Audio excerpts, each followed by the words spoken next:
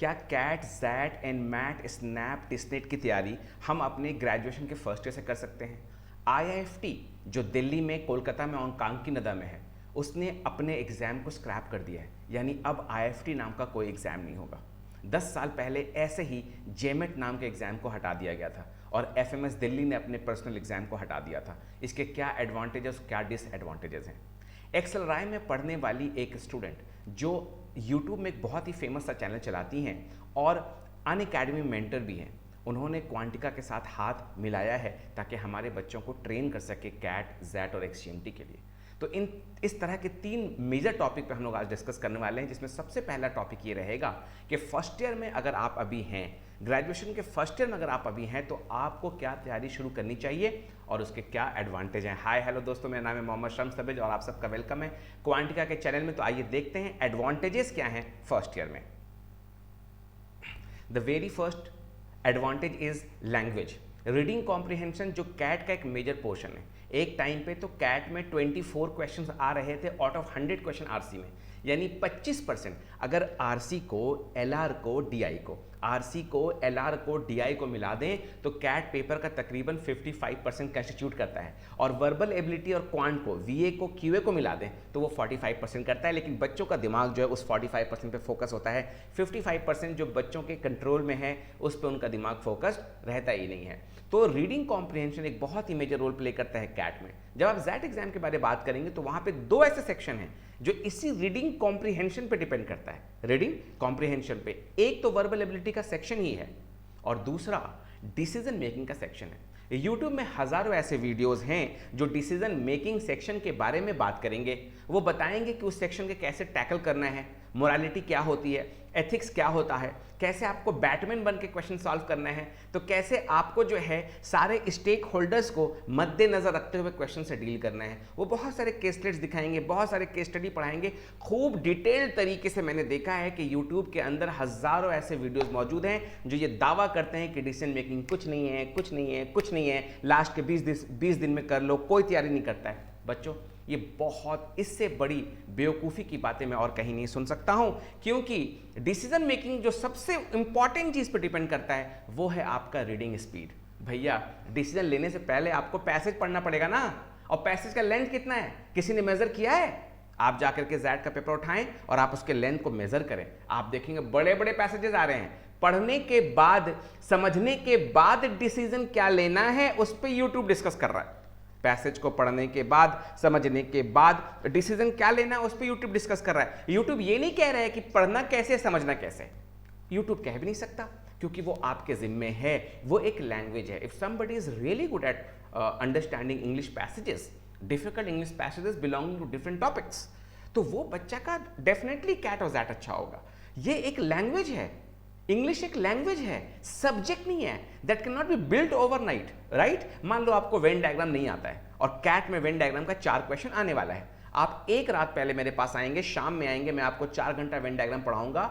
दावा कर सकता हूं कि नेक्स्ट दिन जाके आप वेन डायग्राम क्वेश्चन को टैकल कर सकते हैं अगर आपके पास थोड़ी सी बुद्धि है तो, ठीक है? लेकिन ये दावा मैं वर्बल में नहीं कर सकता। मैं आपको 100 पैसेजेस करा लूँ, 1000 पैसेजेस पढ़ा लूँ, फिर भी मैं गारंटी नहीं ले सकता कि अगले दिन जाकर जो आप पैसेज पढ़ने वाले हो उसको आप सही करके आओगे या गलत। रीज़न क्या है? रीज़न ये है कि एक लैंग्वेज है। लैंग्वेज का मतलब ये होता है कि जो लोग इंग्लिश में अच्छे होते हैं वो इंग्लिश में सोचना शुरू कर देते हैं। राइटर्स के माइंड में क्या चल रहा है वो आपको समझना पड़ता है। तो अगर आप ग्रेजुएशन के फर्स्ट ईयर में हैं, अभी से अगर आप तैयारी करना शुरू करेंगे तो at least you will be introduced to reading comprehension in Quantica. At least you will be introduced to decision making in Quantica. At least you will be given certain books on reading comprehension in Quantica. At least you will be given certain RC passages to practice from in Quantica. तो कम से कम मेरे पास जो है resources तो मुहैया हो गए, कम से कम मुझे जो है वो डायरेक्शन तो मिल गया। तो अभी मेरे पास 2 साल वक्त है। जो बच्चा कैट 25 यानी 2 साल के बाद देगा वो ग्रेजुएशन के फर्स्ट ईयर में अभी होगा। आप अगर 2023 से 26 तक ग्रेजुएशन कर रहे हैं तो आपके पास केवल 2 साल है कैट का। अगर आप जो है ग्रेजुएशन से पास करने वाले हैं 2025 में तो आपके पास 1 साल है। 2025 में ग्रेजुएशन से पास करने वाला जो बच्चा है वो कैट 24 लिखेगा, ठीक है? दूसरी चीज, पजल सॉल्विंग नेचर। जो LRDI है वो दुनिया कहेगी कि लॉजिकल रीजनिंग सॉल्व कर लो, डेटा इंटरप्रिटेशन सॉल्व कर लो, कैलकुलेशन ठीक कर लो, स्क्वायर ऐसे निकलता है, परसेंटेज ऐसे निकलता है, एवरेजेस ऐसे निकलता है, लॉजिकल अरेंजमेंट के क्वेश्चन ऐसे बनते हैं। आपके माइंड को एक लिमिटेड फ्रेम में डाल दिया जाता है।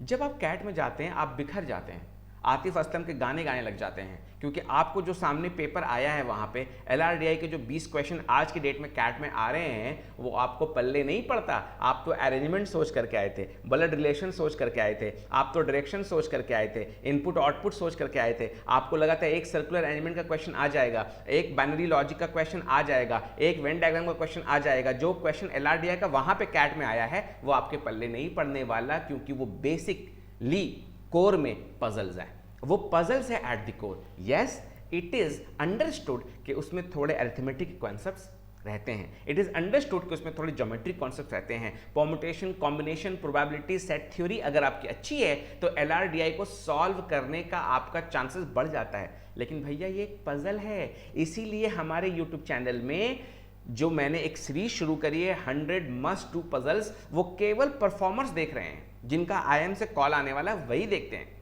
ठीक है, तो इस बात को समझिए, पजल सॉल्विंग नेचर जो है, पजल सॉल्विंग नेचर जो है उसको डेवलप करना पड़ेगा। मैं आपको एक कहानी सुनाता हूँ 2005 की, जब मैं IIT दुर्गापुर में था और some of my friends used to go to Calcutta to have the coaching centre for CAT, right. तो मैंने उनसे कहा, अपनी इच्छा जाहिर करी कि मुझे भी है कैट की कोचिंग करनी है। तो उन्होंने क्या किया, मुझे एक पजल दिया और कहा, तबरेज़ अगर तुम ये पजल सॉल्व कर पाते हो तो फिर तुम कैट की कोचिंग ज्वाइन कर लो। वो आज जैसा नहीं था कि आप बस डिस्काउंट के बारे में पूछते थे। हमारे ज़माने में कैट कोचिंग ज्वाइन करने के लिए भी एक स्टैंडर्ड होना चाहिए था। क्वांटिटेटिव एप्टीट्यूड जो है वो लोग कह रहे हैं कि इसमें अरिथमेटिक एल्जेब्रा कर लो, कैट का कट ऑफ क्लियर हो जाएगा। ऐसा भी मैंने ज़माना देखा है। अरुण शर्मा जब पहला किताब लिखा 2005 में, उस बुक में उसने यही लिखा कि अगर आप सिर्फ ज्योमेट्री पढ़ लें आपका कट ऑफ क्लियर हो जाएगा। दोस्तों, ये कैट का एक ट्रैप होता है, एक कैट का ट्रैप है, ठीक है। एक ज़माने में वो ग्रामर को बहुत इंपॉर्टेंस देगा, खटक से गियर चेंज करेगा और ग्रामर ज़मीन पे। फिर वो एक ज़माने में ज्योमेट्री को बहुत इज्जत देगा, बहुत इज्जत अफजाई करेगा, फिर खटक से गियर चेंज करेगा, ज्योमेट्री ज़मीन पे। अभी एल्जेब्रा और अरिथमेटिक के क्वेश्चन तो कैट में आने ही बंद हो गए थे 15 साल से।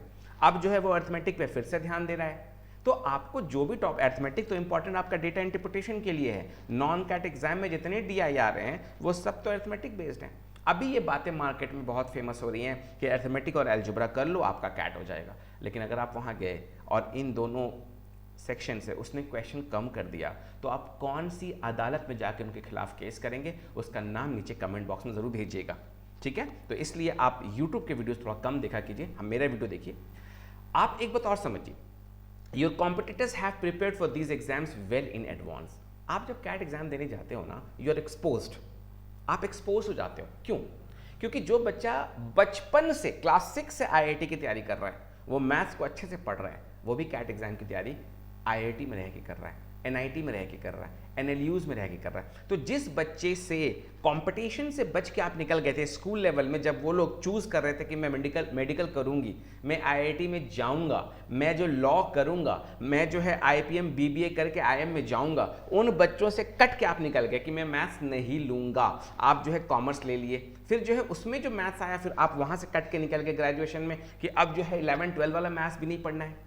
तो आप जो बच के निकल रहे थे कैट के एग्जाम में, वापस से वो स्कूल वाले बच्चे जो IIT, NIT, NLUs, एम्स में गए हैं या कल की डेट में वो IAS बनने वाले हैं। मेरे जितने भी फ्रेंड्स IAS या IPS बने हैं वो पहले IIM से डिग्री ले चुके हैं। तो ये सारे बंदे जो आपके साथ फिर से कैट में आ गए हैं हाथ मिलाने के लिए। आपको दिखाई नहीं दे रहा है, बट आपका कॉम्पिटिशन यहाँ पर डिफिकल्ट हो जाता है।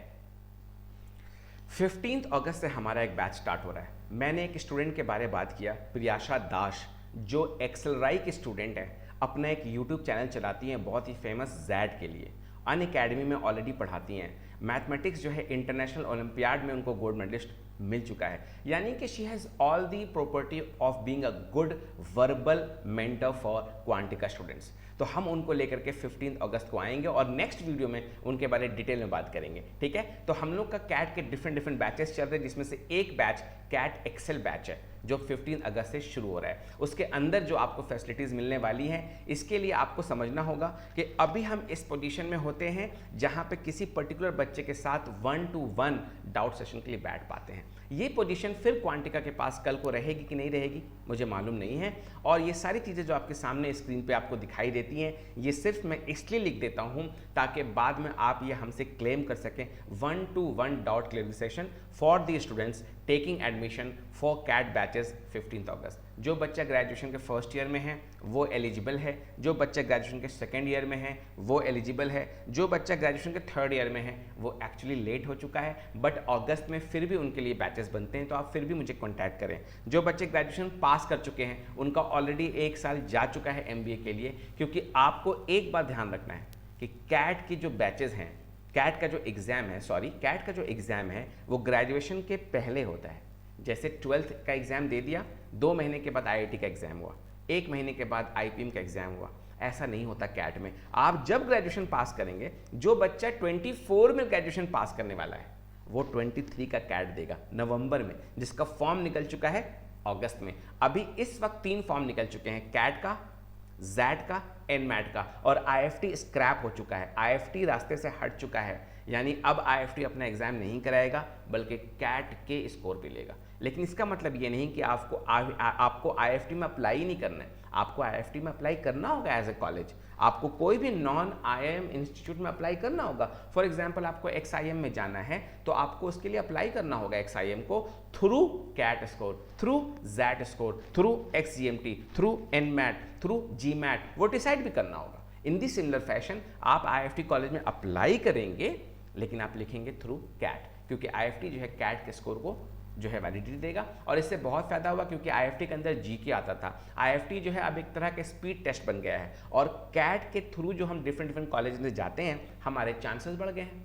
ठीक है, तो इससे काफ़ी एडवांटेज हुआ है। और किसी तरह का भी अगर आपको परेशानी हो कैट की तैयारी में, आप प्लीज़ मुझे कॉन्टैक्ट करें। मैं नीचे अपने लिंक पे जो है अपना नंबर दे देता हूँ, कमेंट बॉक्स में अपना नंबर दे देता हूँ। Thank you.